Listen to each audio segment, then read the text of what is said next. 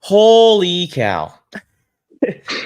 um, we just Breaking news. breaking news. This is a first. Usually we start our show with "Hi, this is the Third and Tail Podcast, Season 2, Episode 30. My name is Yeah, Nathan. Brian's here to I my talk right, about something. but I talk about something stupid, and we move on from there. exactly, but not today because holy cow, what in the world just happened? Um, so as of about I'm gonna give an hour or two ago, Robert Saleh, the New York Jets head coach, was fired. Um, I got it at 10:13 this morning. I was told that he was fired. My buddy texted me, so a little over about 2 hours ago. almost 2 hours ago. Ah, okay. Darn, I was still asleep. Oops. I'm always late to news whenever it's early in the morning. I'm telling you, I always get news like Maybe an in the hour or West two Coast, late. like you want to wake up and like, oh my god, everything's happened. Exactly. Like basically today when I woke up, I was like, "Holy cow, what the fudge?" But let's be honest. Let's just get right into it. I know Salah was a great defensive coordinator for the Jets. hmm He was. The Niners. Yeah, for the Niners, and he went to the Jets. There was so much optimism and like, okay, he was a great D coordinator for the Jets and for the Niners, and that he'd be a great head coach for the Jets, and blah blah blah. Aaron Rodgers was here, and he still is, but they only gave him 5 games together. And the Jets, Woody Johnson, the owner, was like, I had enough, and fired Salah today. According to reports, Salah went into work as usual. The whole coaching staff got to work as usual. They did the film study, but ownership and everyone else kind of came to a conclusion that no matter what, Salah was just not going to work out. And unfortunately, he was a scapegoat.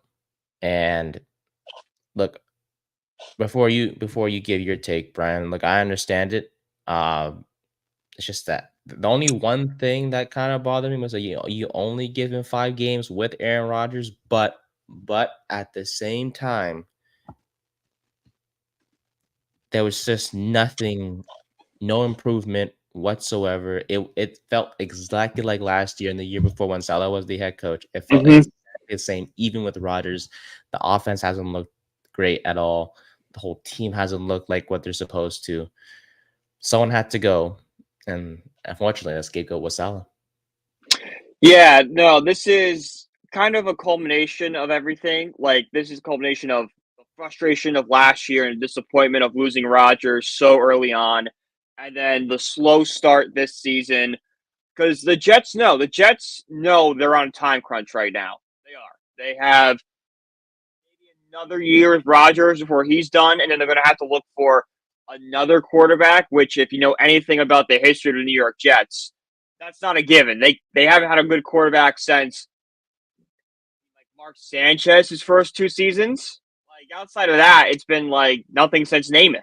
And even then, like Joe Namath is probably a little overrated.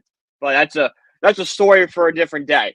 But this is, feeling the time crunch, knowing that there's no margin for error, and we're struggling right now, so someone's gonna have to take blame for it. We're not gonna cut Rodgers, so we'll just cut Salah, who was basically, brought in here for before Rodgers was, and hope that's the kick in the butt the team needs. Salah's firing is the first time that the owner Woody Johnson has ever fired a coach in the middle of the season. After last year, when the Jets finished 7-10, he was pretty livid. Like he was mad. He even acknowledged it himself publicly that he was livid with the season last year and that he demanded significant improvement and kind of put the pressure on Salah to kind of fix it like immediately. And this He was made the a year big that he was supposed he made a big investment in this team in getting Rodgers. And then, to.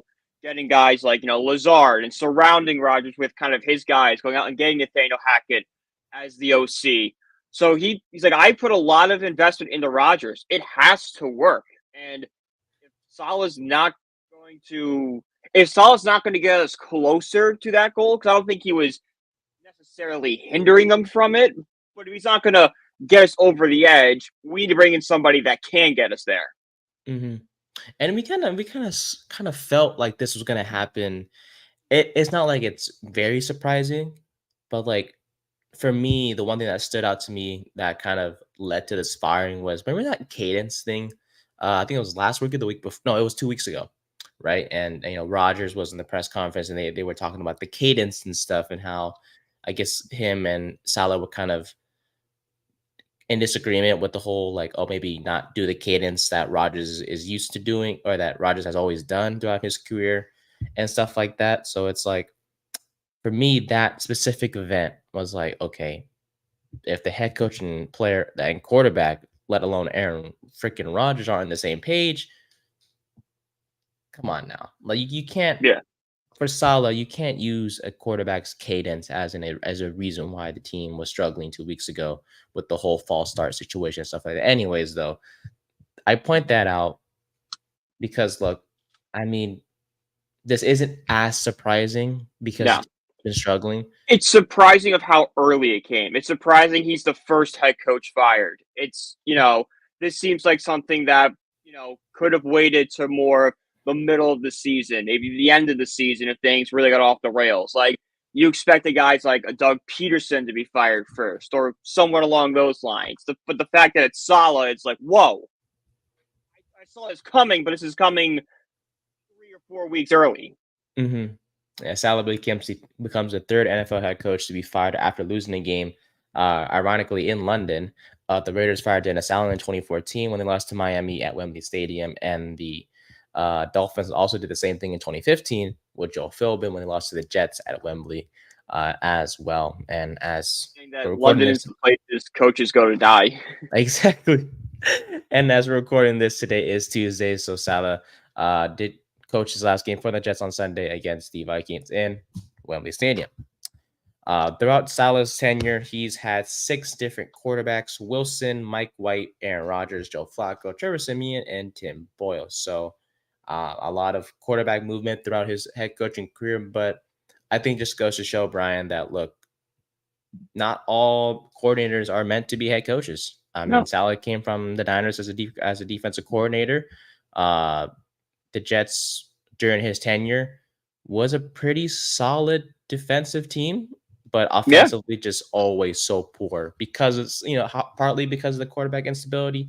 The other part, we have Zach Wilson as your quarterback, and let's be honest, who was the best quarterback Robert Saleh had? Is it Mike White?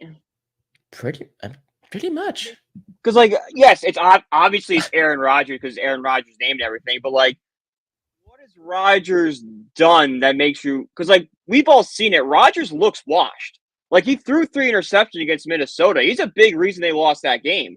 Mike White's the only guy that get an excitement into this Jets fan base and played really good football down the stretch. He beat the Bengals. He played a really good game against the Dolphins. Is it Mike White? Yeah, I mean, it's not Zach Wilson. You can't say Simeon. No one says Tim Boyle. Joe Flacco, no, that was so bad in the Jets. He won comeback player of the year when he did good on the Browns. Which, by the way, it goes to show you that being on the Jets is worse than dying. True. And they said the Giants are the bad team. Hey, the Giants have their head coach, and their quarterback is doing pretty good right now. But as of right now, the Jets will roll with their current defensive coordinator as the interim head coach in Jeff Ulbrich. That will change. You couldn't put Hackett back there. No. Oh, heck no. No way. They put him in there. 2 options. It was Hackett or him. And it's just I guess we'll go him because we kind of seen what Hackett can do. And ironically, he can't hack it. So. Jesus. So bad. So bad. Thought of it. I'm I got to do it, though. It's going to bug me. Salah finishes 20-36 as the team's head coach. Was hired in 2021. According to Woody Johnson said, quote, "This morning, Jeff Ulbrich will serve as our interim head coach for the remainder of the season. He is a tough coach who has the respect of the coaches and players in this team. I believe he, along with the coaches on this staff, can get the most out of our talented team and attain the goals we established this offseason." End quote. Ulbrich is the defensive coordinator, so let's be honest, the OC is still Hackett, but Aaron Rodgers will likely take over because he's a 40-year-old veteran who at this point the Jets have no one else to turn to but Rodgers, because ain't no way they're trusting their offense anymore than Nathaniel Hackett. The franchise is built around him right now. Like it or not, Jets fans, your franchise is built around what Aaron Rodgers does. Mm-hmm. And they're not done. This isn't the only move. As we know, Devontae Adams is likely going to the Jets. We're all just waiting for the trade to go through at this point because the Raiders situation. We'll talk about Adams in a bit because do have some updates on that. Not breaking news on Devontae Adams yet, but we'll talk about Devontae a little bit more. If you're the Jets and you're Joe Douglas, like, do you maybe go out and trade for Adams today and get the story, spin it positive? Oh yeah, I would. It's all negative right now. Like, hey, we fired Salah, but we just upgraded our team pretty big with Devontae Adams. So let that be the story, not exactly. Kind of keep yourself in the headlines, but this time, like you just mentioned, for positive news. Robert Saleh, as of 33 minutes ago, according to Mike Silver, for those Niners fans who are asking, "Oh, what if we bring Saleh back?" Because hey, their defense in SF kind of suck. But as according to Mike Silver, Saleh plans to regroup, go on vacation with his family, and prepare for the next hiring cycle, where he should be in demand as defense coordinator. He has no plans to join anyone else's staff during this season. So this report kind of shows that he will take the rest of the year off and kind of just regroup, kind of reset himself and be ready when teams start to hire coaches in the off season. But I think he's pretty much done as the head coach of any team, because I don't think anyone's going to look at his resume and say he's a great head coach. He needs to do what Dan Quinn does almost and just be the best defensive coordinator for San Francisco, for Dallas, for 5 years. And then they'll give him another shot. Yeah, just somebody that he can. Yeah, exactly. That's a great way to put it. Somewhere to prove himself. Jake Glazer talked to Saleh as well about 40 minutes ago.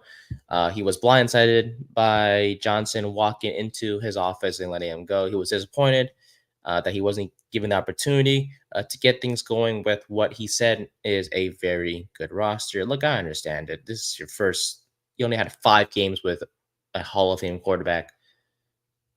But still, even with him, you couldn't get anything going on offense. Like these first 5 games were just frustrating. I mean, yeah, they won a few, but still, it's just everything looks so inept. It's just absolutely ridiculous.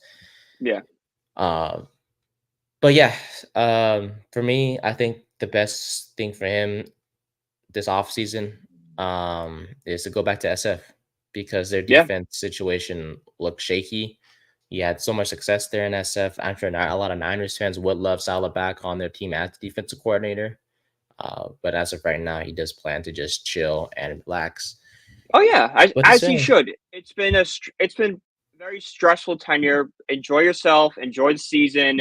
Maybe do some spots here and there for like talk shows and stuff. I'm sure people want to talk to you, but just relax, regroup, refocus, and go from there. Yeah. He's got time, man. I mean, he was, let's just be honest, he wasn't the greatest head coach, and I'm sure a lot of criticism is going to come his way, like, oh, thank God he's gone, or blah, blah, blah. Just reset, turn off your phone, go hang out with your family, and, just enjoy football from a fan perspective. And then when the time comes, when it's time to be a coach again, then you'll get right back to it. But as of right now, don't even worry about coaching. Seriously. So be with your family, be with them, focus on things that matter, enjoy the holidays, worry about coaching and next year's job. Because we all know money is not a concern right now for Saleh. He was paid very handsomely, and there's a buyout being worked out right now. So 20-36 as the Jets head coach, as Robert Saleh was fired this morning. So.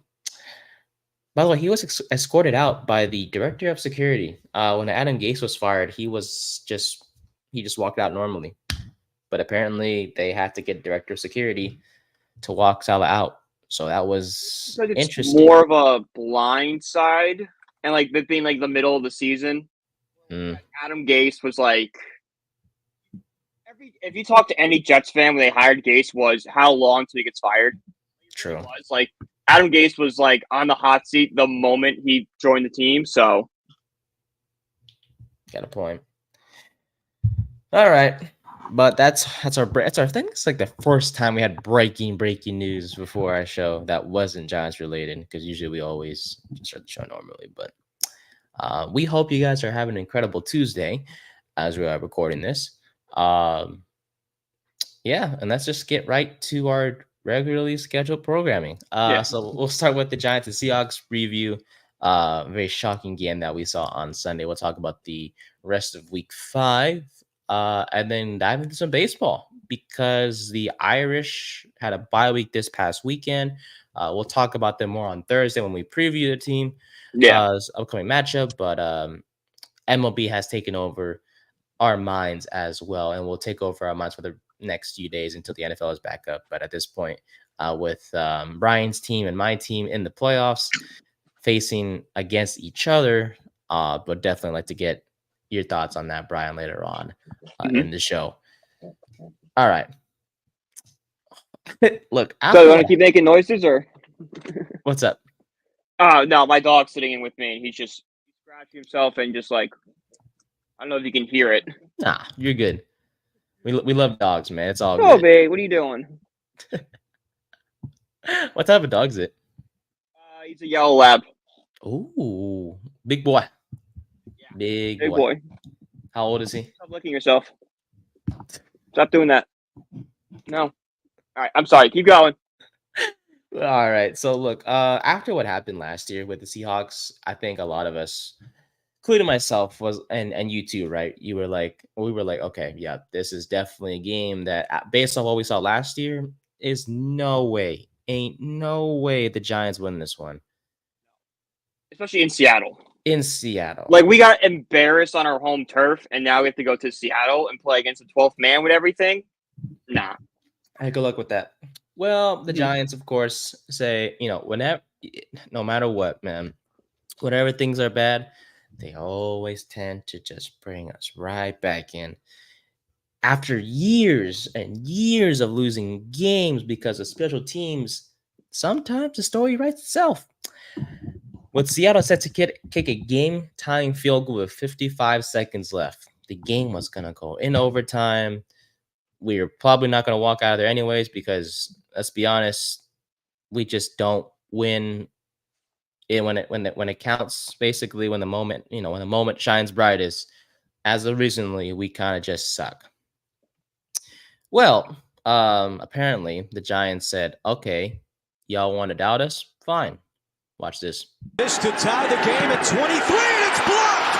Isaiah Simmons, and picked up by Bryce Ford Wheaton, and he is going to go. The Giants sideline erupts. Unbelievable. See, that fan's reaction is exactly perfect. Everyone's we reaction. had to go through. We had to go through that crap every single time. And now it was nice to just be on the opposite end of that, to apply the game-winning play, and we did that as we blocked that field goal. Shout out to Isaiah Simmons. Holy cow. Isaiah Simmons. Out of all people, a guy who just has been getting like minimal snaps this year, put him on special teams, first time ever on the field goal block team, and he did just that, blocking that kick from J.C. Myers. Now. He's got a home now. He's going to get every single field goal block every single time. Rest of his career. It's like you did it once, you're going to do this every single time. And every single team, I guarantee, be like, we're going to focus on that guy. Because the fact that when he jumped, at that moment, I'm like, where's the flag? Because you can't jump the center. He didn't jump over the center. It was between this. It was the center and the right guard, right? It was like a gap in. You like the no man's land. He jumped through. Yeah, and I was like, "Ain't no way that is legal." It was. Yeah. So he blocked that kick. He even knocked down the kicker too, which was an extra bonus to that. Get out of the way. Get out of the way. Not only did I stop you from doing your job, now I'm going to embarrass you on live TV and knock you down. I love him, dude. Exceptional play by him. Bryce Ford Wheaton picking up the 5th or 6th string wide receiver, picked that up for the touchdown. And Giants won 29-20.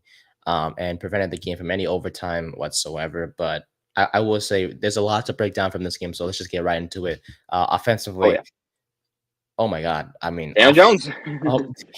I don't know what's going on.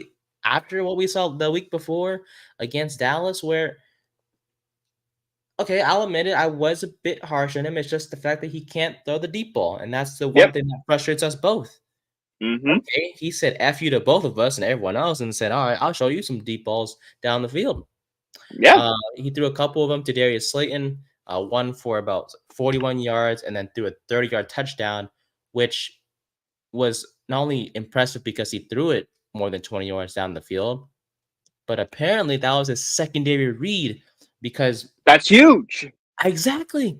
Because all this time it was like, dude, please stop staring down your primary target.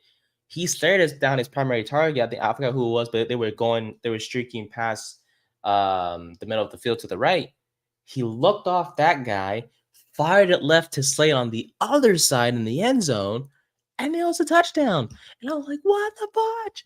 He's making reads, not just he's developing. He's developing. He's moving on from what he's taking the criticism, and he's developing and relearning his game, which is awesome. I know. Like, it's great to see. Like, look, as much as we talk about his struggles and how it's like, maybe he may not be the future still, no matter what happens. But this guy played extreme. He was efficient once again, and honestly, that's what matters right now. Sometimes you don't always have to make the flashier plays. Just be efficient, help your team win games, and get the job done. And he got the job done once again. 23 or 34, 257 yards, 2 touchdowns, 0 interceptions. We talk about the deep ball, no turnovers, no fumbles, none of that stuff. One important thing that I saw was against the blitz. That did not bother him whatsoever. 13 to 17, 130 yards. The 2 touchdowns that I mentioned were against the blitz.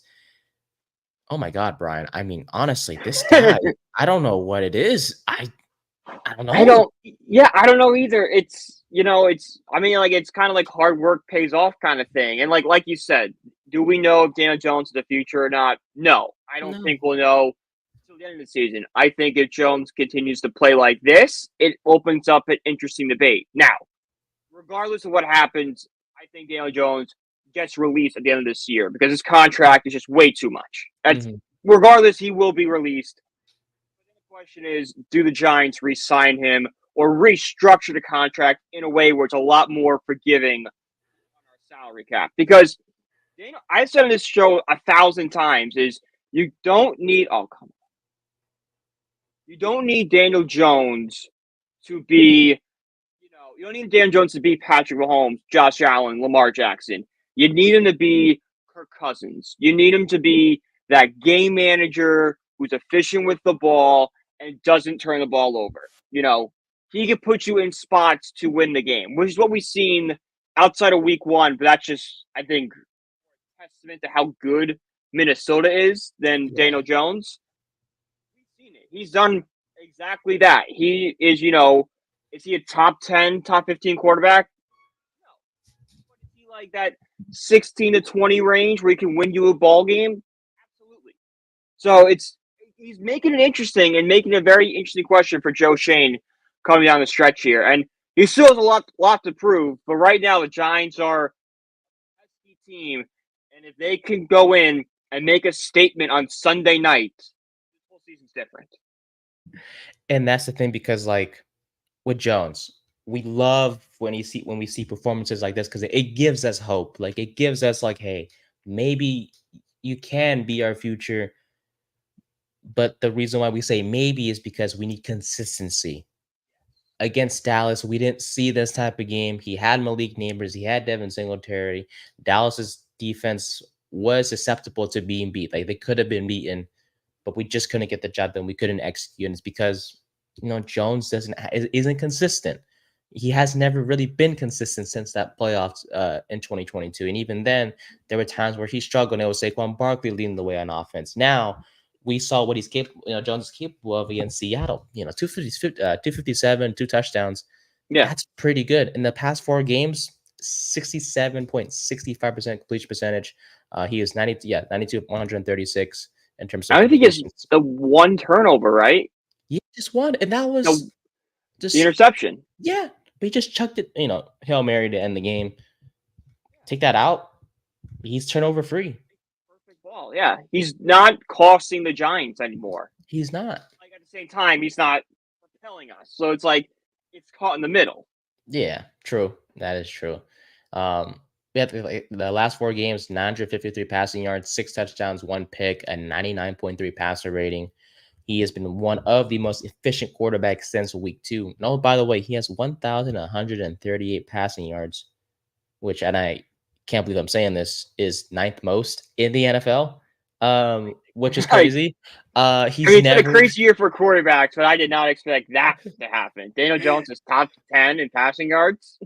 Like Jones never even eclipsed 1,000 passing yards till like week 6 or 7 or something.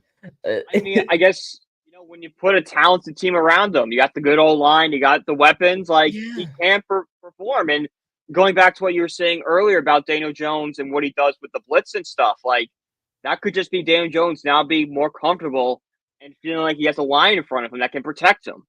Yeah, in the past, he saw a blitz, he goes, "Oh God, the turnstiles are moving." Now it's like, wait, I have time.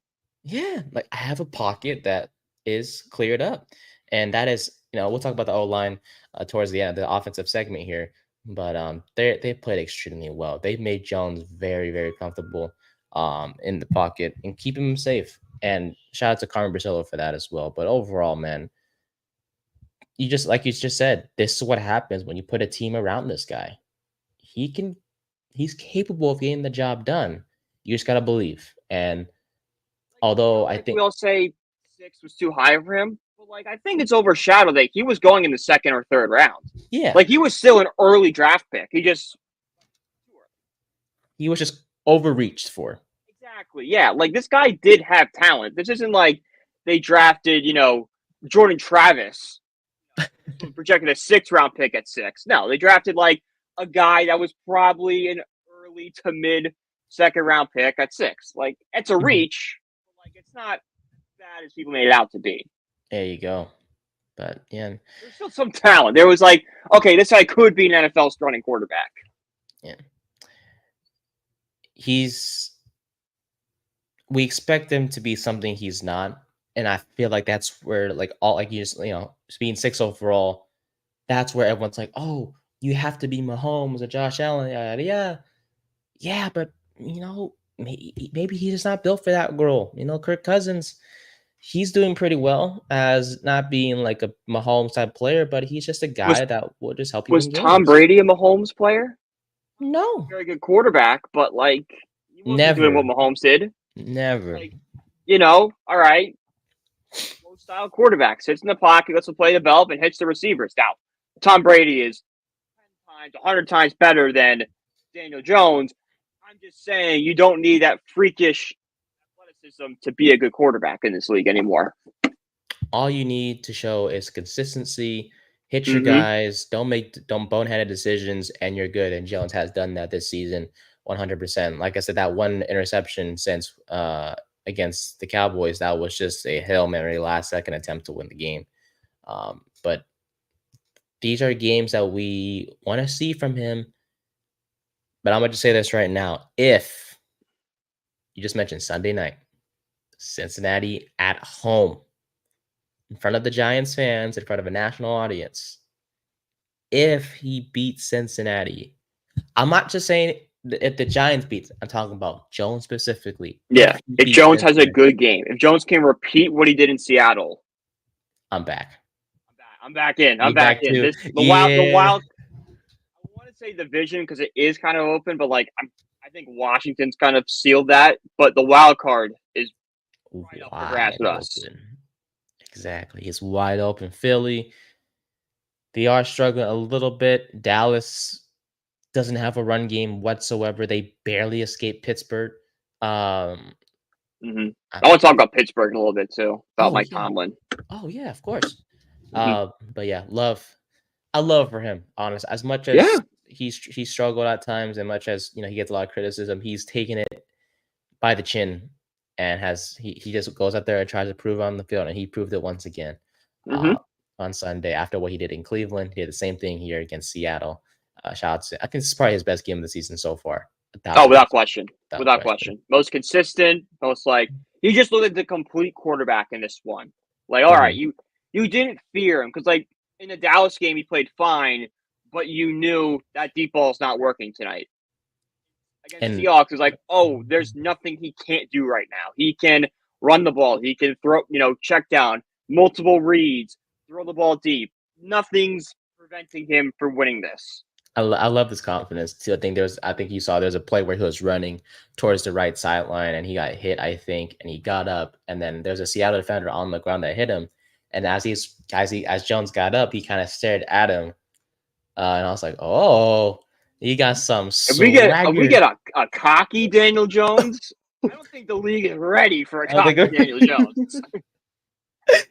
Oh my God! That just shows the confidence just screaming from him. We don't see that from him, and hey, I love it. I honestly do. That's if if you get a quarterback with that type of attitude and swagger and confidence, I think it will pay off for sure. And hey, if he shows that again against Cincinnati, who is kind of reeling themselves, but they still are a good team with Joe Burrow and Jamar Chase and a defense led by Trey Hendrickson. I think struggling though. Like yeah. The Jones is in a prime opportunity with that defense struggling to just pick them apart. That primetime record, baby. It's looking rough, right? It's been looking rough for Jones. You beat Cincinnati on national TV on Sunday Night Football.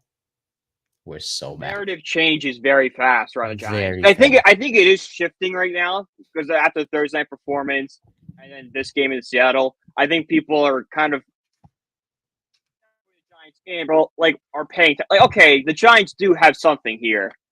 Mm-hmm. Win against Cincinnati would be like, okay, this Giants team actually good and just had a really bad week one against top team in the NFC right now. Exactly. So, alrighty. Well, Jones wasn't the only player that played well. Honestly, if I had to give out players of the game, I give it to Jones and then this guy. Because holy cow, look, I'm not surprised. Yeah, because I got a lot. Okay, because we knew what he was capable of. But bro, we did not expect this to happen. Tyrone motherfudging Tracy Jr. Welcome to the league, bruh. Holy cow. 18 carries, 129 yards. His longest run was 27. He had 7.2 yards per carry. But that's not the best thing about this. He is the only running back this season to gain positive yardage on every single carry by a running back with at least 15 plus rushing attempts. Are you freaking kidding me, dude? Tyrone Tracy, a converted wide receiver, 1 year of running back in college. Mm-hmm. Oh my. Told you don't need to spend big on a running back. Like, there's a lot of Giants fans right now yelling about like, oh, we lost Saquon and because of Daniel Jones' contract.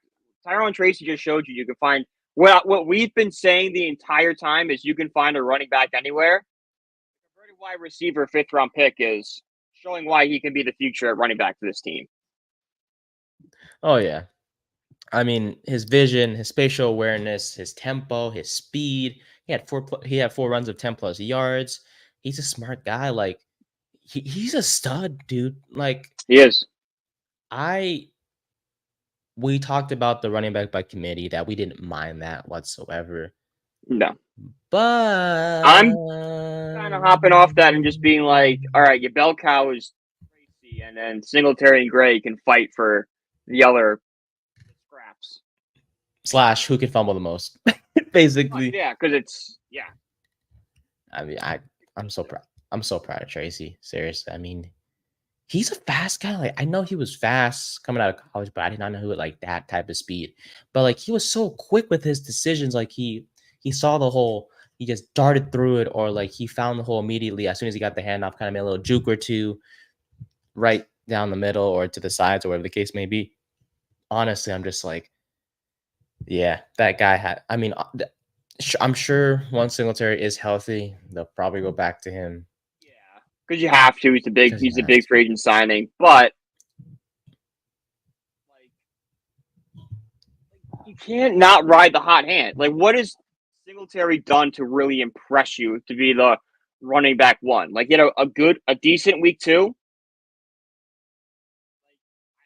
You had a few moves against Dallas I liked, but like you can still get that in short sample sizes as the running back 2, as the running back 3.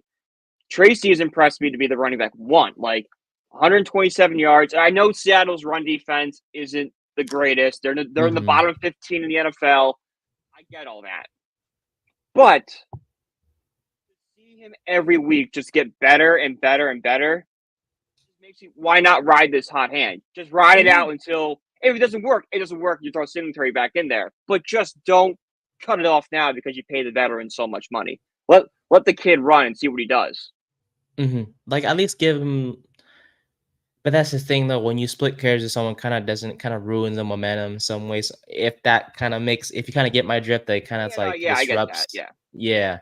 But Singletary has struggled with fumbles this year, and he, after that game against Dallas, where just couldn't get anything going, because Dallas' run defense was also miserable, and the fact he could only get 24 rushing yards.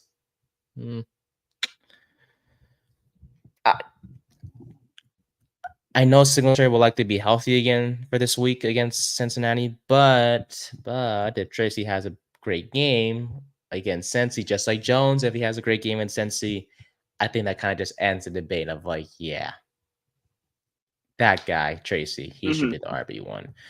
He has all the traits. He has all the traits. He's more than capable of breaking tackle. We didn't see that much of that on. We kind of did. We saw a few broken tackles. We've seen it in other games this season. He just needs to put it all together. Exactly.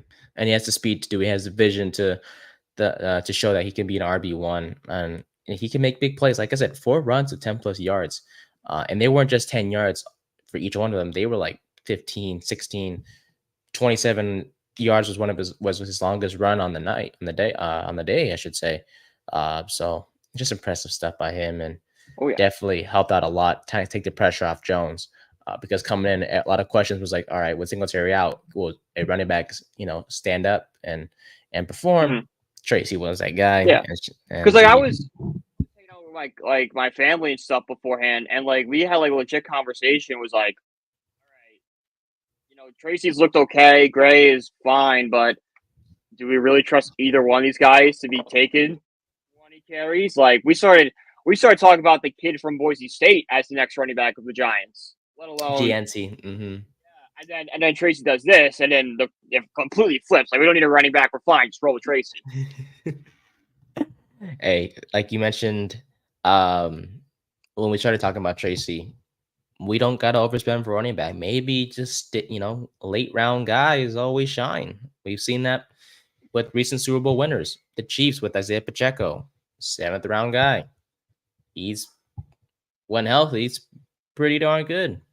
Not saying Tracy's going to be Pacheco, but after one game, he showed that he's pretty dang good. So shout out to Tracy, man. Hopefully the Giants. I kind of want him to start against Cincinnati. I still have Singletary in there, but still start Tracy because I know it's just one 60-40 split. Like Tracy gets 60, Singletary, he's getting touches, but it's like, okay, he's clearly the third down type. Then Eric Gray just is in the background / Gray when both of them are tired. All right, Gray, get out there and try not to screw up. And just hold on to the football, please. Jesus, he fumbled again on I think it was a return. Damn, man. Come on, Eric. Like, we had so much hype for you. I was so excited when we got you, and you've just done nothing to prove any of that. I have hope for him. It's just like damn fumbles, man. No longer is running back 1. It's like, all right, maybe he could be a nice like role player, like special teams, maybe special teamers, a third down back. Maybe he can kind of transition to a receiving back. But I know Tracy's a wide receiver. But like, if he's going to be the bell cow, you kind of need someone that can specialize in receiving. Maybe that's where Gray kind of needs to step it up. But yeah, not looking great for him right now. I don't know. All right. So Singletary wasn't the only player that was out on Sunday. The Giants did not have Malik Neighbors, who was still recovering from that concussion that he suffered against Dallas. Who needs Neighbors? No, I'm kidding. No, but let's be honest. The Giants receiving game. they did pretty good. I mean, Darius Slayton, a guy who's been struggling with drops, didn't drop any notable passes on Sunday. 8 catches, 92 yards, a touchdown.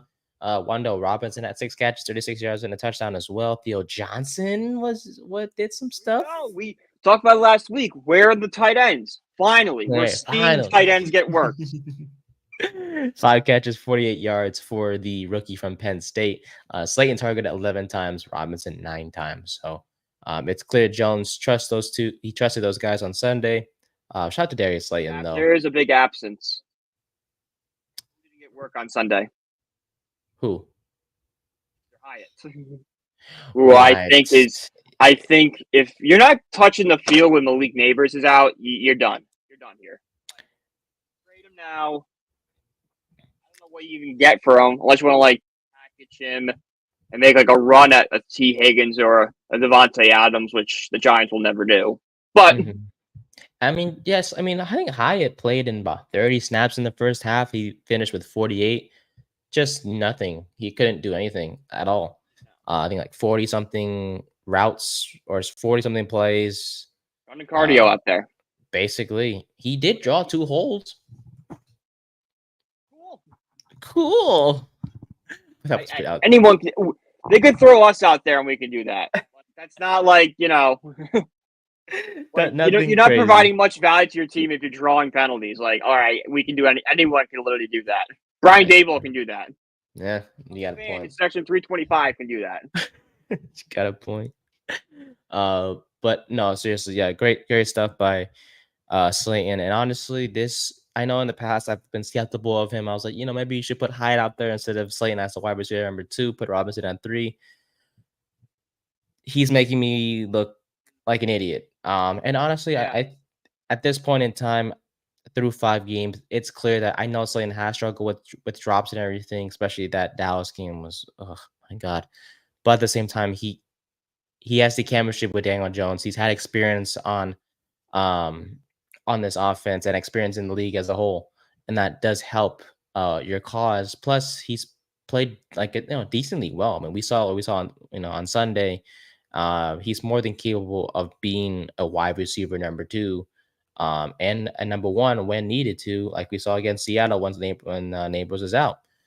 So yeah, I honestly at this point just keep rolling with what you have. Keep put Hyde out there to run routes if you want to. At this point, he's your wide receiver number 4. Kind of like 100%. The guy that like draws the safety. Like have him run deep routes and like have like the safety kind of go off on him, and then you kind of get like a mid open, something like that. I get Hyde's only good for this track right now, but you hit the nail on the head with the chemistry with Daniel Jones. That's what saved. That is why Darius Slayton is the wide receiver 2 in this team right now, because whatever it is, he just has some connection, and Jones feels comfortable enough with him that he just needs to be out there. And he's done nothing. Slayton has done nothing but kind of just handle himself with poise. We know about when I think it was the playoff in 2022 when he was benched, didn't play like a single snap throughout the first few weeks, and then thinks he got the opportunity to show what he can do, and he proved himself as the season went on in 2022. He took a pay cut.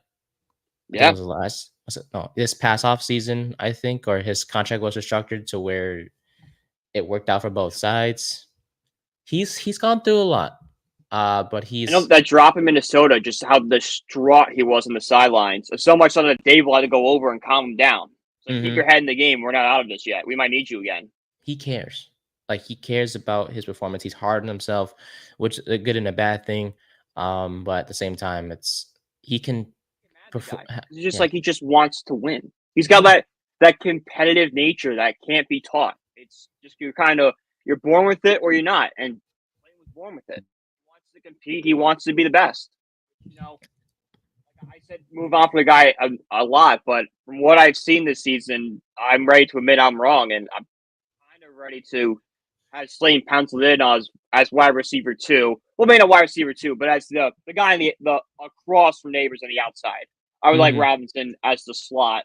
So slot is like the 3rd receiver, but like we all know, it's Neighbors, Robinson, Slayton. 100%.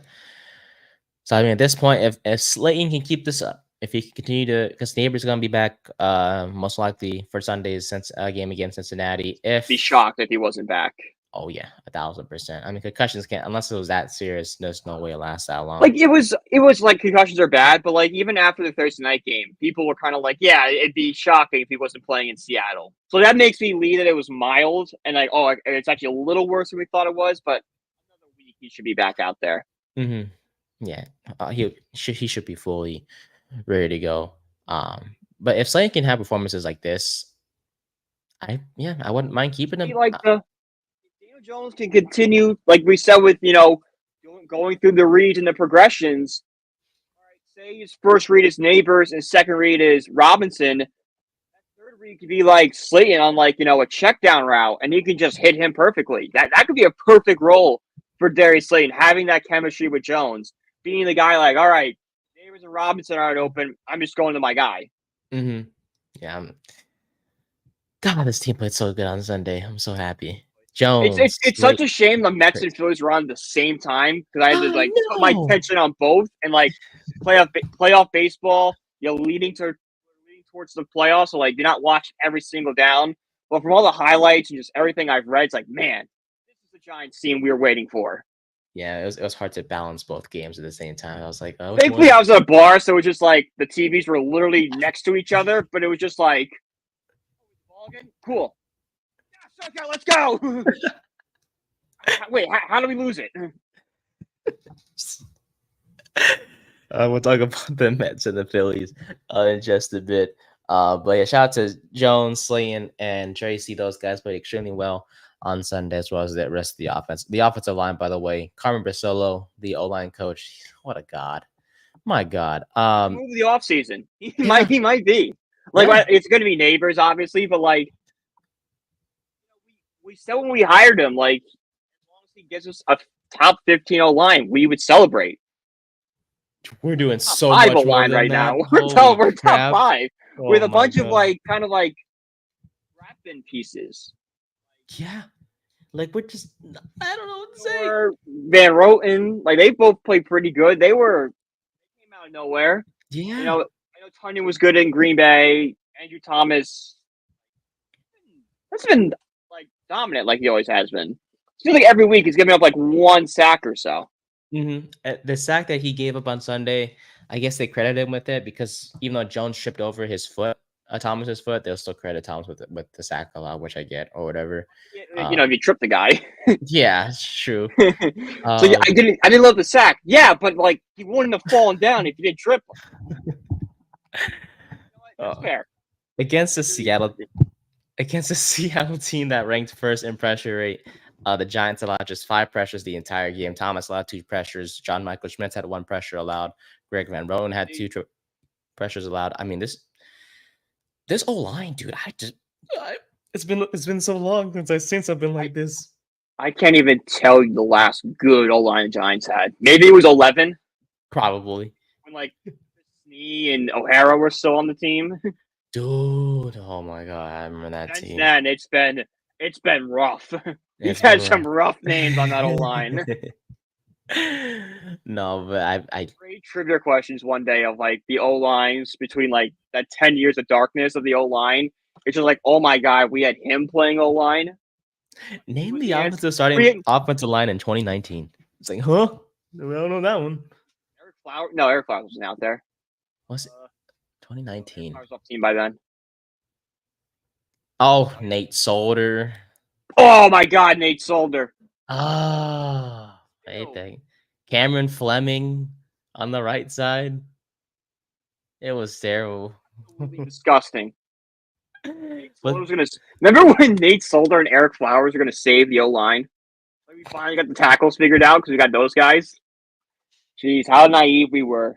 I know. Flowers actually turned out to be a pretty good guard, so like I can't make fun of him anymore. If we switched him early enough, we would have saved him. Or we would have saved ourselves.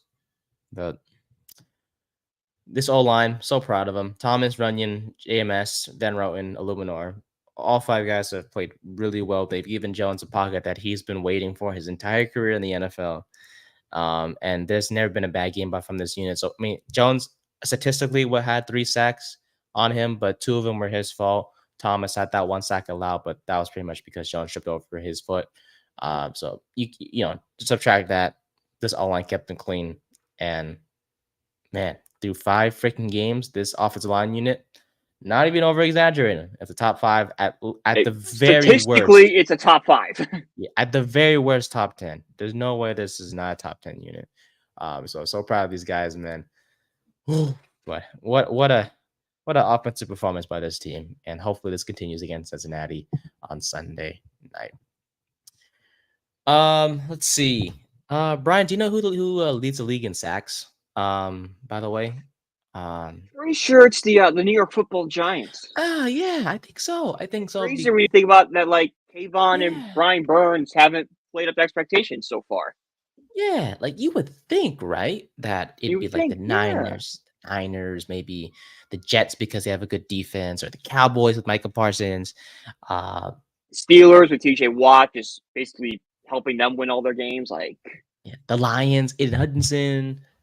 Yeah, no, it's the Giants, No, and it's us. led by Dexter Lawrence. Oh my God, he's such a beast. 22 sacks through 5 games for this Jets. Before we dive into it, of course, Locked On Vikings. No, oh please, oh God, about? I know it's coming. Take it away, please take it away. It might be the worst take of all. Like I don't want to like be mean or anything because like they Locked On does a great job and everything. Like they do have some good podcasts, but the topic they had the other day on the Viking show shows that all 3 of those guys have no idea about football because they came up with a scenario where Vikings offered 2 first-round picks for Dexter Lawrence. Okay, yeah, that's not a terrible trade. Never gets done in a million years. And then they said that the Giants, what if the Giants turned that trade down? Right? Which, we probably would have.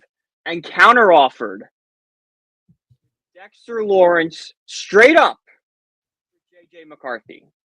Are you the dumbest human being on the face of the earth? No one. The Giants would laugh and hang the phone up if that was ever offered. Right? Because you know why? Because the Giants had the opportunity to pick J.J. McCarthy and pass on him for neighbors. So you think if the Giants liked McCarthy, would just pick them at 6? Yeah, they would just pick them outright. And so I was like, why would it make sense to trade for him? Yeah, and trade the best player on defense, maybe the best player on our team, for a quarterback that is unproven in the NFL, coming off a torn ACL. And was a second-round talent. Yeah. What are you talking about? Some people don't know ball. I clearly don't know ball because I saw that and like almost was like, this is rage bait. Is all this is. This cannot be real. Like they think that we're gonna trade Dexter Lawrence. That was the best line. Was we would offer that? We are gonna offer that. We would counter offer the original offer with that, for sure. Yeah, the 2 first-round picks is like, you know what? I still wouldn't do it, but I could see the logic behind doing it. 2 first-round picks is a lot for a defensive tackle. Like, to be like, no, the Giants would counter offer that for a trade for J.J. McCarthy. Nah, Jalen. Even Madden would be disappointed. Like the red, like it's just like this is preposterous. It would be like because you know how it turns red when it says it turns red, yeah. So like the red would be. It'd be the bar. There'd be nothing on the bar. It'd just be there's no color. It's like the Giants aren't even considering this.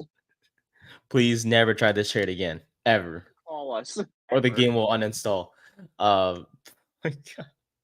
Yeah, I saw that. And I'm like, I cannot let that go. So let's talk about how great Dexter Lawrence was with his 3 sacks on Sunday. 3 mother freaking sacks.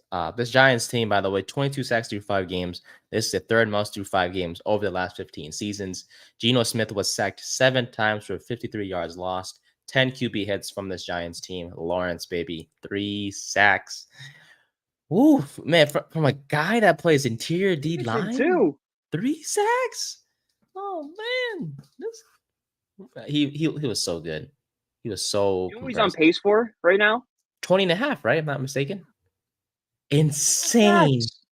Yes. That's only Insane. like, I think it's 3 off TJ Watt's record.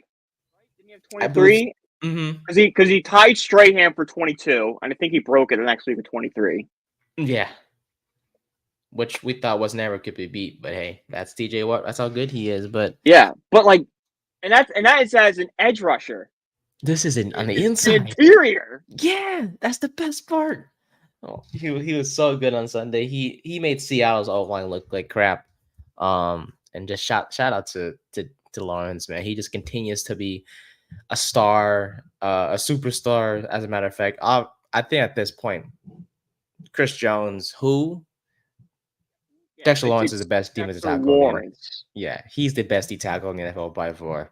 And this was honestly when he was even before this game wasn't even in debate because this guy just continued to perform and be a star. But after Sunday's performance, Lawrence showed that he's the best D tackle in the league by far. There's no one better than him whatsoever, as productive as him as well. So shout out to him. Yeah, but the Giants team, like I said, 7 sacks. DJ Davidson had 2 sacks. Brian Burns had a sack. 2 pass deflections, by the way, by Burns. Impressive. Huge. And then, Kind of a breakup game for him in a way. Like, you kind of be like, all right, this is the Burns who you're expecting to see. Mm-hmm. And, you know, so there was times where in the past few games where, like, he hasn't shown up statistically. He showed up statistically in this game. And Nunes Roches and Thibodeau had a half a sack each. Overall, though, they got to the quarterback. And honestly, this is what this Giants team, when they do have success, is known for. Getting to the quarterback. Having a great offensive line. That's how this Giants team wins games and are known for having success in their past. And no, I'm not saying the Giants will win the Super Bowl this year, but when they have won Super Bowls, it's based off 2 things: pass rush and great offensive line. This may What are we seeing here so far? I mean, like, to be fair, I think that's how every NFL team has to win. You need a great pass rush, and you just need a time to stop the block. Yeah. Football's won in the trenches. Is what we've seen. Yeah, 100%. And it's like this Giants team is getting it done in the trenches on the defensive line against the quarterback. Made kind of life just hell for Geno Smith. That's all we could ask for. So shout out to our guys on that D line, man. Great stuff. Deonte Banks, by the way, as we shift to the secondary here, there were questions again as to, he was the cornerback number 1 heading into this year. A lot of pressure on him to do so. He played like one on Sunday. Yes. I mean, 6 tackles, 89.9 Pro Football Focus grade, and 91.2 coverage grade. Allowed 2 catches on 5 targets for 17 yards. Had 3 pass breakups. Had that forced fumble on DK Metcalf. He looks really good. I mean, big props to Deonte. Big props.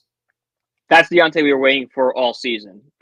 Is that one? That's the steps. And like, has he been the most consistent player? No, but we're continuing to see the flashes. And that flash on Sunday, if he can just build off that, he will go down as the undisputed quarterback 1 before the season's over. 100%. And it's like we love this. He's a second-year guy. He's more than capable of doing. He just needs to continue to get better and better. And he faced a guy who, in Metcalf, who was like 4th in receiving yards entering Sunday. He shut him down when it was, and Metcalf had like 4 catches, 55 yards. But like I said, with Banks, when he was targeted, only allowed 2 catches for 17 yards. So just great stuff by him, and so proud of him. Cordell Flott had a pretty great game as well on the other side for the Giants. Tyler Nubin had 9 tackles of the team in that. He's playing well. He's kind of the one rookie that hasn't really broke out quite yet. And it's. I think a part of that is what is Xavier McKinney doing in Green Bay. Yeah, he's so good in Green Bay. That's just like, he can't live up to that. Mm-hmm. It's hard to replace a guy like that because McKinney played so well when he was with the Giants. And McKinney will be a big topic to discuss when we review the NFL Week 5 slate. I'm excited to get your thoughts on that for sure. But the Giants held Geno Smith to a 54.7 QBR. 72 yards rushing by Geno Smith, kind of concerning, but it was like 2 runs that were like really long runs by the Giants. It's concerning, but like, it also isn't when you look at it and you realize that he was the leading rusher for the Seahawks. Like, he got 70% of their team from Geno Smith. At that point, you're like, all right, maybe it's not that big concern because we locked down the running backs. And, like, good running backs in Kenneth Walker and Zach Charbot. So, yeah. And Walker with 5 carries, 19 yards. Like, not even, Walker, 5 carries, 19 yards, a long of 11. And Zach had 2 carries for 11 yards. jeez. Nothing. We handled them. We handled them Yeah. well. So shout out to, man, this team played so well on Sunday. Golly, got me hyped. Mhm. Special teams, Greg Joseph 3 for 3 on field goals. Gillian had 4 punts, had 1 punt inside the 20. But the field goal block tops it all, man. That's it. That's all you got to talk about for special teams. They blocked the field goal. And we never talk ran it special back. teams. We never talk special teams. But If Sunday, we're talking special teams, it's a problem. Like, we talked special Usually. teams week 2 when they didn't have the kicker. but I think that was more of a topic on Dable not being prepared again. He's learned now. He's learned. Yeah, he's back to 2022 Brian Dable. The good Brian Dable. And Greg Joseph hasn't looked that bad. Like, I'm fine. I'm happy with him. Seriously. And yeah, shout out to Michael Grobio, the special teams coordinator, for drawing up that, whole special teams block play. When having Isaiah Simmons in there as a field goal team. I like that. I do. Keep him in there. He did it against Seattle. Big play to do it. Let him do it again for the rest of the season. Because Simmons, he's an athletic guy. And yeah, if teams aren't gonna pay attention to him, he's gonna continue to just Part jump of over. Simmons' struggles was he was just so athletic you couldn't really put him anywhere. Yeah. They put him into coverage. He didn't like that. He wanted to be more of a pass rusher.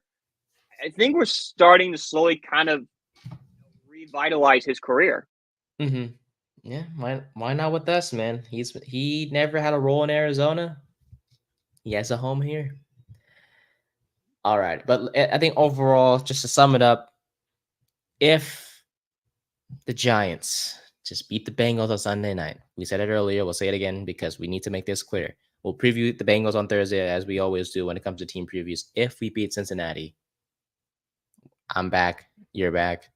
A lot of Giants fans will be back, and the season it's on. And it's crazy how we talked about this in the past. This was supposed to be the gauntlet starting in week 3. It's we're approaching week 6, and the Giants have gone 2-1 in the gauntlet right now. They're 2-1 and easily could be 3-0. Easily. Easily 3-0. But hey, we'll take this 2-3. A chance to shock the world on Sunday night. I'll take that all day. We weren't the only game that played this past week as we dive into our week 5 previews, week 5 review, as we always do, as we kind of give our takeaways and our breakdowns from certain games that kind of stood out to us. I'll let you go first because I know you had something to say about the Pittsburgh Steelers, correct if I'm not mistaken? Yeah, it's how much longer are the Steelers just going to be okay with Mike Tomlin? Because it's not something we think of. Like, Mike Tomlin's a good coach. Don't get me wrong. Always, if you're going 500 every single season, never had a losing record, you're a great head coach. My issue is he a good locker room guy, and is he a guy that can get the Steelers over the hump? Because I was on Twitter today, and I saw this tweet from Andrew Filippani, the Pawnee Express. It was listing out Steelers receivers. Martavis Bryant, traded for behavior issues. Now, most of his issues stem from marijuana use. Today's game, is that a problem? It's less of a problem, so kind of scratch him off. Antonio Brown, traded for behavior issues. Chase Claypool, traded for behavioral issues. Deontay Johnson, traded for behavior issues.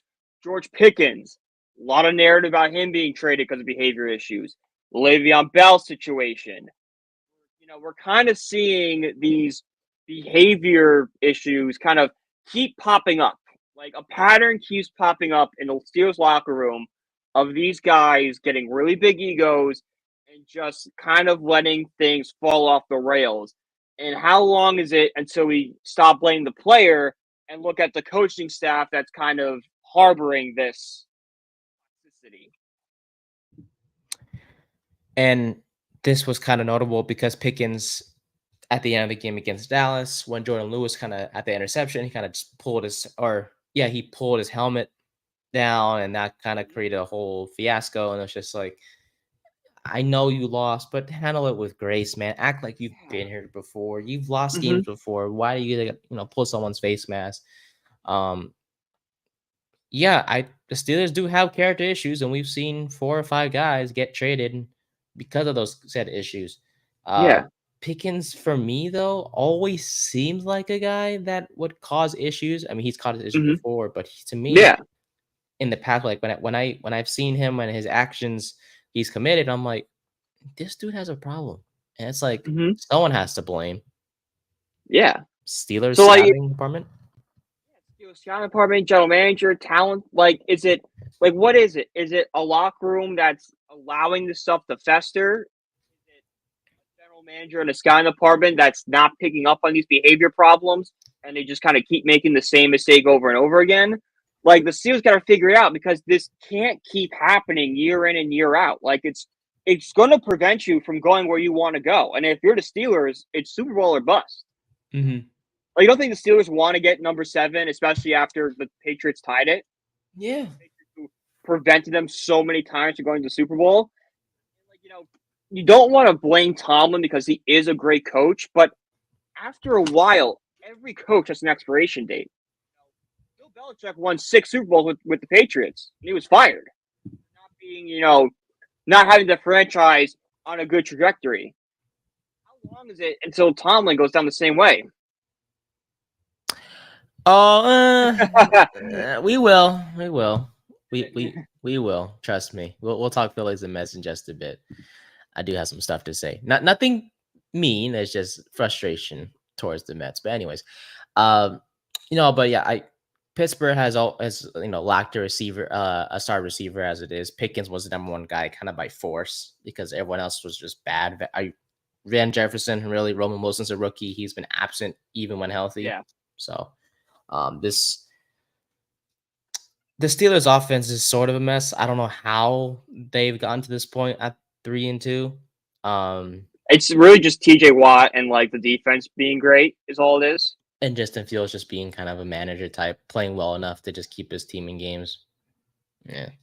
With Daniel Jones, he's basically being like a worse version of Jones. He's not, playing all by himself, but like he just does enough. He doesn't put the team in a position to lose. Yeah. All right. 20-17. That game was delayed like crazy. Have you seen the pictures? It looks like force coming to Earth. Man, dude, that rain was pouring. I was literally just sitting there waiting for the game. I was like, the rain is pouring.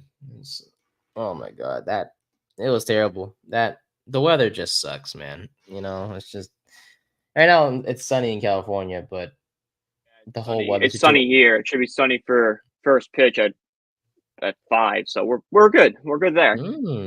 Yeah, but that hurricane, obviously, prayers to those affected by it, and hopefully. Oh, yeah. Hate Mother Nature. Mother Nature can be a son of a gun. I always go back when we see storms like this. Like they always say, humans can make the biggest bombs possible, but Mother Nature will always be the most destructive force.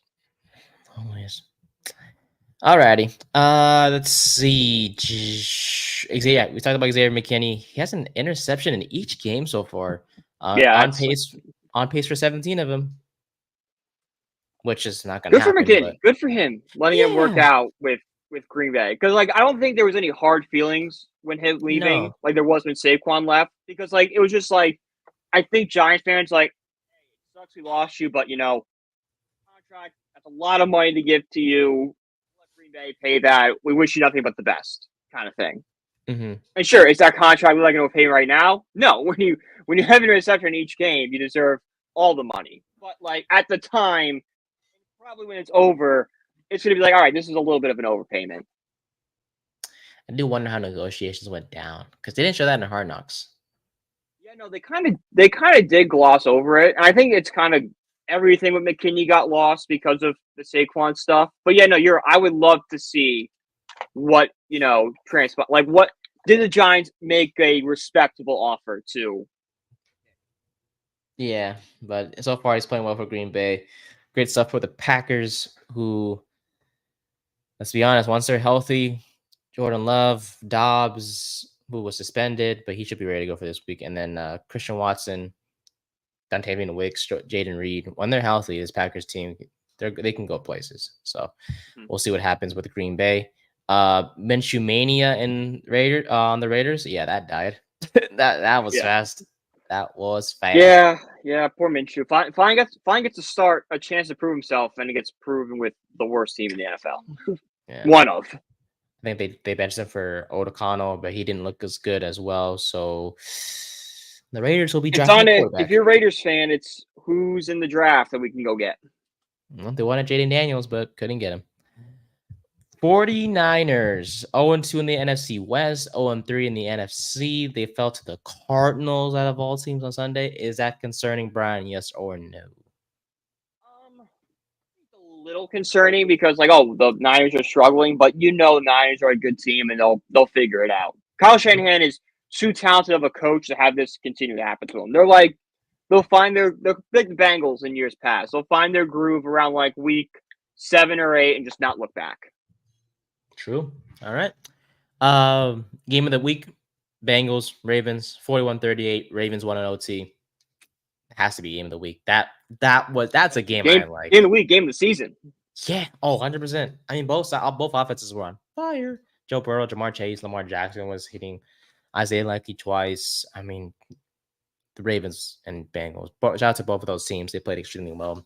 Ravens came out on top in overtime out of all results. So great game there. Nico Collins will be out for the Texans for a certain amount of time. How big of a loss is that for Houston? It's a pretty big loss because he has been kind of Stroud's go-to receiver all year. And I know the Texans have a pretty solid offensive, unit with guys like Tank Dell and Stephon Diggs. But when you lose your kind of main skill weapon, your offense is always going to take a step back because of it until it readjusts and you relearn how to live without him. Tank Dell and Stephon Diggs expected to serve as the primary pass catchers for Mr. C.J. Stroud. It's not a downgrade, but Nico Collins was on pace for 2,000 yards. Yeah, and he's lost regardless of who it is. From the moment he took the field with Stroud last year, those two have a great chemistry together, Collins and CJ Stroud. So obviously losing him hurts. For those of you who watched Dolphins and Patriots on Sunday, you have problems, please feel free to get help. Unless you're a Dolphins or Patriots fan, and even then it's 50-50. Even then, holy crap, 15-10. I think the Dolphins escaped that one. Yeah, they did. The Patriots did score. Polk was in the end zone and then get called out, stepped out. Wait a minute, but can we go back to the Giants real quick? Yeah. Eric Gray did score, right? I know because I know it's a fumble for a touchdown by Seattle. But if you saw the play, Gray reached that ball was over the line. That was a touchdown. Okay, just want to make sure. I mean, it doesn't matter now. We won the game, but could have won. Yeah, you're right. I don't know. I just want to bring it up. I was missing something. I was like, wait a minute, someone scored on something that, but it wasn't counted as a touchdown. That was Eric Gray. But yeah, the Dolphins. They somehow pulled out a win. 15-10. Both teams lost because, the Dolphins won, but if you're a Dolphins fan, do you have any confidence in this team anymore? And this is why we're starting Drake May on Sunday against the Texans. Woohoo! Drake May. I mean, even then, if I'm a Patriots fan, I don't really want Drake May behind there. That offensive line is so bad, you're going to ruin them. Yeah. But they don't have a choice. Brissett sucks. You're right. They don't have a choice. They're going to have to play the kid and try to save some jobs. But at the same time, you got to be panicking because Drake May is a lot like Daniel Jones and needs that good old line in front of him. But the Patriots just don't have right now. Good point. Are we pulling the plug on Deshaun Watson? Oh my God, yes. Okay. The plug shouldn't pull a week ago. Yeah. He is just a complete this might go down as the worst trade in NFL history. What it is. Like, I need to see what had the Texans done with the Browns pick so far. Because like we always point to like the Herschel Walker trade because of what Dallas was able to do with Herschel Walker and all those draft picks. But just the way Deshaun Watson has regressed is a POS human being. Just like see him on the sidelines and you just like, how can you even respect him? Like he just doesn't look like he cares, shows no energy, completely ignores the head coach. A head coach, which is a 2-time coach of the year, who, deserves your respect and is trying to revive your career, made the playoffs last year with the corpse of Joe Flacco.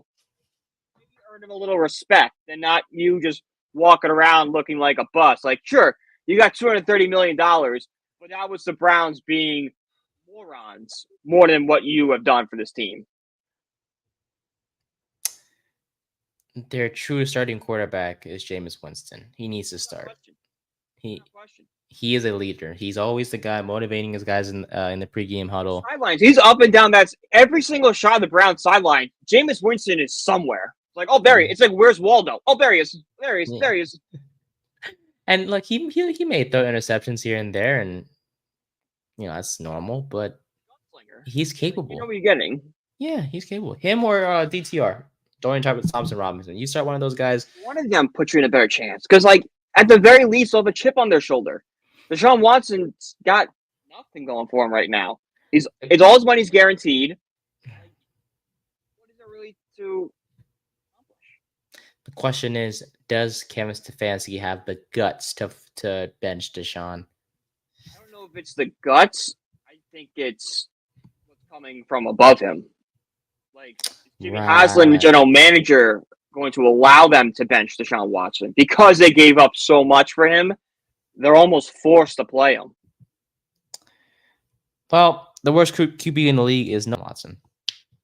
Cool. And yeah, what? Daniel Jones is no longer even close to the bottom quarterback. Close. How about this? Would you rather start right now Bryce Young or Deshaun Watson? Oh, son of a! I'm giving Bryce a second chance. I think Bryce Young has something to prove. Exactly. Like he's motivated now. I mean, he had that interview where he was like he doesn't feel too motivated. But you put him on a different team. Yeah. The opportunity, I think, will be motivated. I don't know if Deshaun Watson will be motivated the way Bryce Young would be. Because Deshaun Watson proved in the past he was a good quarterback. He got the money. It's like, all right, whatever. Yeah, it's like I can suck now. I am a good quarterback. I'm trying to prove it to you. Yeah. And then finally, Jets. We talked about earlier with the whole offense situation. It's time to get Devontae Adams. I don't care what you got to do. Pull off any trade. Do what you got to do. Just please go get Devontae. If you want to save yourself this year, go get him, please. Otherwise, the Jets are the worst team in New York, and that's saying something because you have us. Yeah, because the Giants are feisty. The Giants are like they're not like the most talented team, but they're like a team you don't want to play. Like they're just going to be pesky, hard fought, well coached. Well, the Jets are kind of like, it's just kind of all in or nothing. Pretty much. Okay, let's rip the Band-Aid off. No, actually, no. Real quick, we have to let's review the other playoff series in MLB. Tigers and Guardians series tied up 1-1. Royals and Yankees 1-1, and then Dodgers Padres 1-1. By the way, Costas needs to stop calling baseball games. Have you seen any of the calls? He is so biased towards the New York Yankees. It is ridiculous. Like the Yankees had Stanton up last night. I think they had a runner on first in the bottom of the eighth. It was 4-1 Royals, and Stanton hits like a routine ground ball, and Bob Costas just sounds defeated when he's saying it. It's like, bro, you're not calling the game for yes. You're calling it for TBS. Wrong network, Costas. Wrong network. Bob Costas is a legend in sports reporting and all that, but just not commenting. Hang it up, bud. Hang it up. It's kind of like watching Peyton Manning in his final season with Denver. It's like, ooh, I don't like this. All right, Stefania. The Mets dominated by Zach Leader, but set for 7 innings. Stefania, thank you. Oh, shut up. 100% right.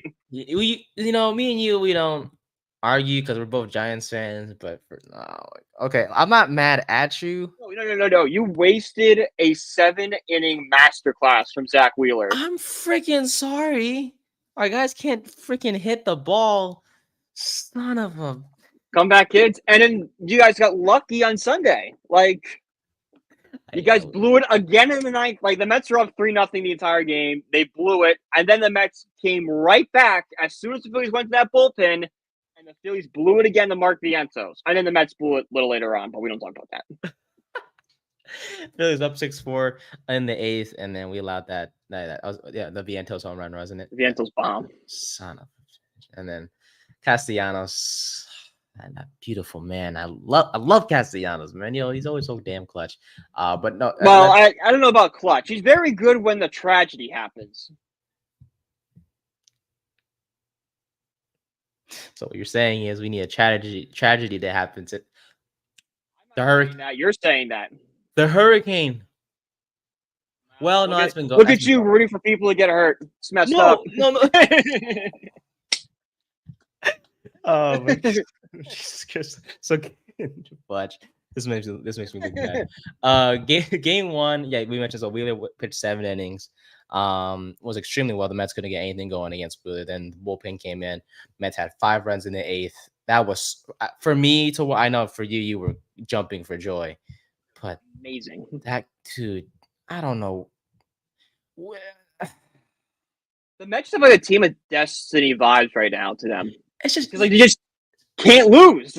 You can't pitch 7 innings and then freaking lose the game, man. It's like fudge. The Phillies bullpen looks so shaky though. Like that's the thing that scares me heading into tonight is that if Nola, knock on wood, struggles against the Mets, do you trust that bullpen to go out there? I wouldn't. If I was in Philly shoes, I would be sweating every time that bullpen took them out because we've had back-to-back games where the Mets show that they can hit that bullpen and they hit it well. And that's the thing. I'm like, fuck. Because Wheeler, 30 swings and misses. You cannot have a better start than that against this Mets team that are just, they're a gritty team. And you put the bullpen in there and they put 5 runs in the freaking 8th inning. It's just like, what the fuck? The Mets are playing with no pressure on them right now because like before the series started, I'm like, if we can just take one game in Philly, we'll be fine. And we took it in dramatic fashion in game 1. And we were like pretty close in game 2 to taking another one. So like we're playing with like all the momentum, going back to Citi Field for the first time in 16 days. And with all the magic that's happened with the Mets in 16 days, this is going to be a rowdy crowd going into Citi Field. Especially with Keith Hernandez starting out the first pitch. Met fans are going to be going crazy. There's a reason standing room only tickets are $200 right now. Damn. You were gonna go to this one, weren't you? When Pete Alonso hit the home run, I looked at tickets immediately and I saw they were $200. I'm like, I will be staying home to watch this. I will sit on my couch. I will save my money. I will sit on my couch. I'll sit on my nice couch and be comfortable and know where my bathroom is. And like not to worry about getting up. There's food available easily instead of waiting in line. Food's in the cabinet, beer's in the fridge. We're good. Sitting right here. But yeah, Mets took game 1. Phillies came back and won game 2, 7-6. Ain't the Castellanos walk-off single in the 9th. Back and forth game that one was.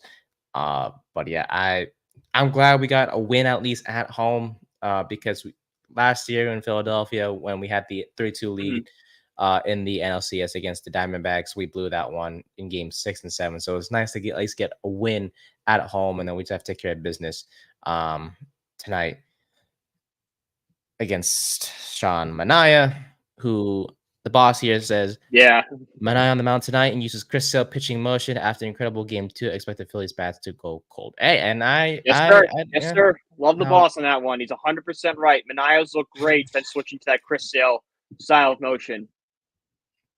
I hate you. It's a night and day difference.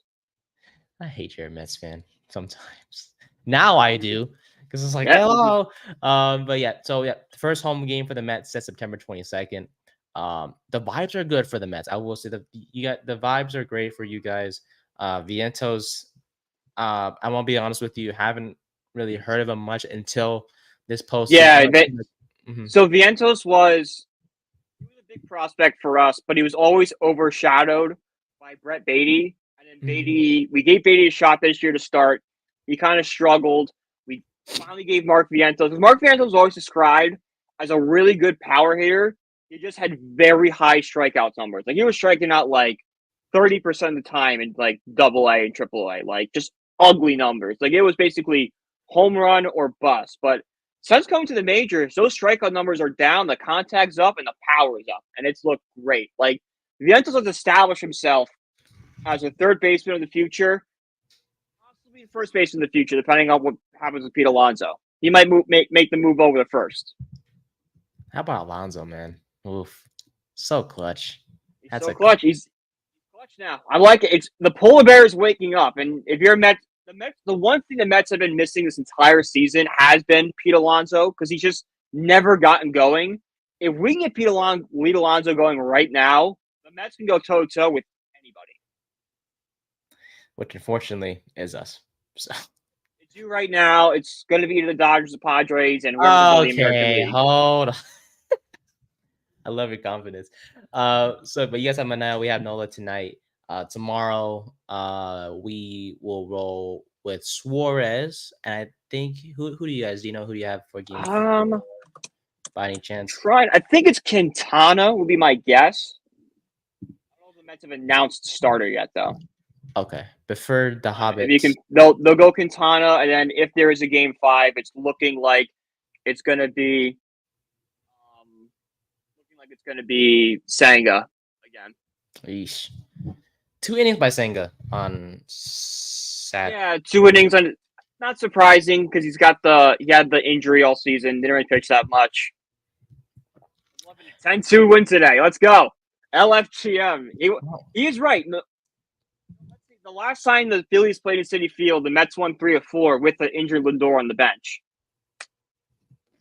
No Phillies fans? Jeez, we got 4 Mets fans. Keep coming, baby. Oh, God. All right, well, we'll see. So our next show is likely to be Thursday. So by then, either the series is wrapped up or we're back to 2-2 and hang Friday. On game 5. And then you have to wait till next week to talk about the series. So hopefully for one of us, because we're on by Thursday, huh? Yeah, how about that? I'm all right. Let's get this thing wrapped up. Nola, for the love of God, please just get the job done for us, baby. Let's kind of calm this. Pete, you know what to do tonight. You know what? It's not even Nola. It's our freaking bullpen. Please, for the love of God, like I don't freaking know. If you're going to Citi Field tonight, we need to hear you. We need you singing "My Girl" when Laura comes up to the plate. We need it to be loud.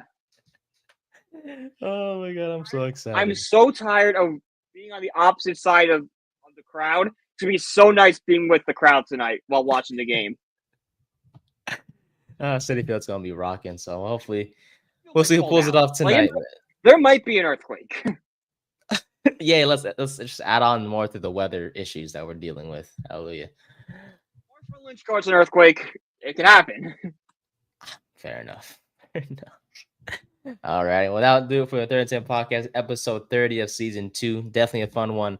For the both of us, great win by the Giants this past weekend. We'll talk more about them on Thursday as they take on the Cincinnati Bengals on Sunday Night Football in front of a national TV audience. By Thursday, hopefully, for one of us, the series ends on by Thursday. If not, we will dive into game 5 and we'll dive into what happened in games 3 and game 4 if the series remains tied by the time Thursday comes around. But we appreciate you guys always. Check out us on our personal Twitters. I'm Nathan _Nguyen24. Brian is Brian PG1016. And you can follow us. Right at the bottom here. You can see right at the bottom. The and then you can follow us on all of our social media.